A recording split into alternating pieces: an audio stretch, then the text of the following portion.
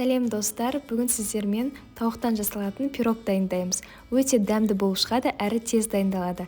Видеоны міндетті түрде соңына дейін қарап, менімен бірге дайындап көріңіздер. Ең алдымен сары майымызды ертіп аламыз, одан соң ұнға қопсытқыш қосып, араластырып дайындап қоямыз. Ыдысқа қаймақты салып, үстіне тұз бен қантын қосамыз, содан соң ертілген сары майды салып, жақсылап араластырамыз. Ұнымызды біртіндеп қоса отырып, жұмсақ қамыр илейміз. Жоғарыда өте дәмді сосиска в тесте рецептісінің сілтемесін қалдырып кетемін. Міндетті түрде сілтеме арқылы өтіп, дайындап көріңіздер. Қамырды теңдей етіп екіге бөлеміз, әрқайсысын дөңгелектеп, пакетке салып, тоңазытқышқа 1 сағатқа салып қоямыз. Енді салмасын дайындаймыз, оған тауықтың төс еті, картоп және де пияз қажет болады.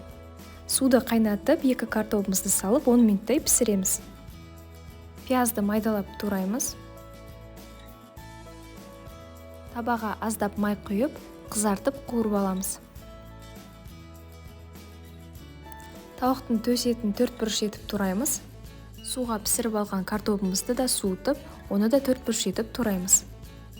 Ыдысқа туралған тауықты, картопты және пиязды салып, дәміне қарай тұз бен бұрышын қосамыз, жақсылап араластырамыз.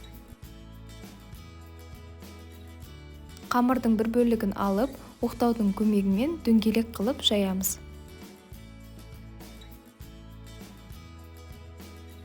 Пергамент қағазы төселген противеньге орналастырып, бетіне салмасын саламыз.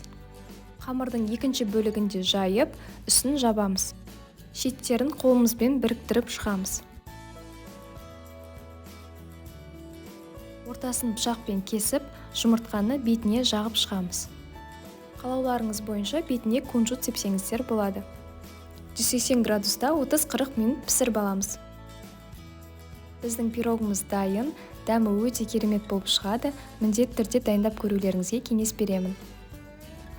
Жаңа рецепттерді жіберіп алмау үшін каналға тіркеліп, лайк басуды ұмытпаңыз.